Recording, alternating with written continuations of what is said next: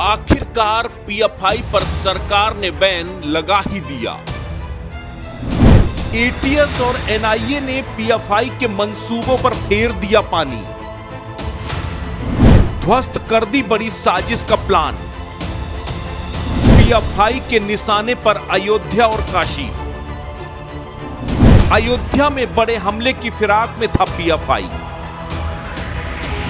काशी को भी दहलाने की साजिश रची जा रही थी।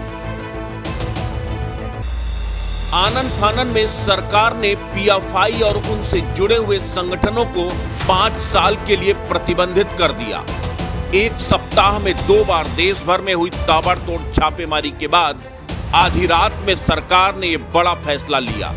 आखिर इस फैसले के पीछे वजह क्या है वो किसी के गले नहीं उतर रहा, लेकिन हम आपको बताते हैं कि इसके पीछे की असल वजह क्या थी और क्यों सरकार को आनन फानन में पीएफआई को बैन करना पड़ा।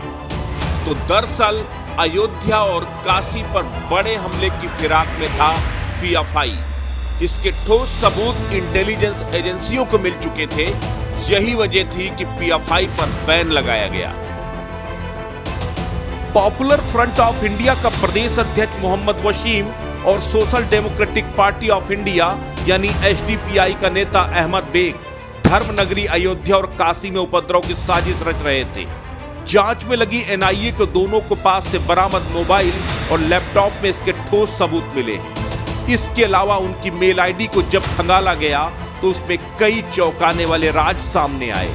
उसके बाद लोकल इंटेलिजेंस की विंग और खुफिया एजेंसी अलर्ट पर आ गई हैं।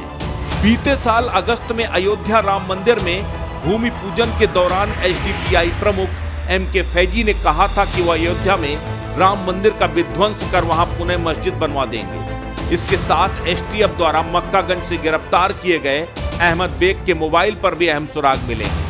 उसमें व्हाट्सएप ग्रुप पर भी बात शेयर की थी। उधर काशी में ज्ञानवापी मस्जिद में श्रृंगार गौरी के पूजन को लेकर अभद्र टिप्पणी की थी। पीएफआई और एसडीपीआई से जुड़े लोग धर्मनगरी में उपद्रव की साजिश रच रहे थे। उनके व्हाट्सएप ग्रुप में तमाम आपत्तिजनक टिप्पणियां और तथ्य खुफिया एजेंसियों के हाथ लगे हैं। खुफिया एजेंसियों के द्वारा की गई ताबड़तोड़ कार्रवाई के बाद पीएफआई और एसडीपीआई से जुड़े लोग अब अंडरग्राउंड हो गए। एटीएस ने ही आदमपुर के आलमबाग से मोहम्मद शाहिद और जैतपुरा के कच्चीबाग से रिजवान को गिरफ्तार किया है।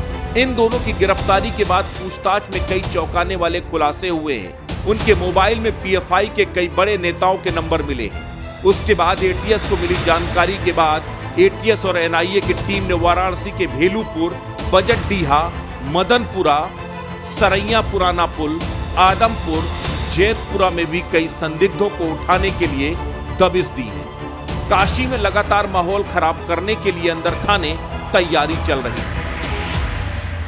2019 में हुए एनआरसी सीए को लेकर उपद्रव के दौरान लखनऊ पुलिस ने पीएफआई से जुड़े 150 लोगों को चिन्हित कर सूचित किया था। अब उनकी संख्या हजारों में हो रही है और लगातार हो रही कार्रवाई के बाद तमाम लोग गायब हो गए हैं। एनआईए को मिले शुरुआती इनपुट्स के मुताबिक काशी अयोध्या पीएफआई के प्राइम एजेंडे पर थी। उसके साथ ही टेरर फंडिंग के भी एनआईए को पुख्ता सबूत मिले हैं, जिनकी जानकारी को ईडी के साथ साझा किया जा रहा है।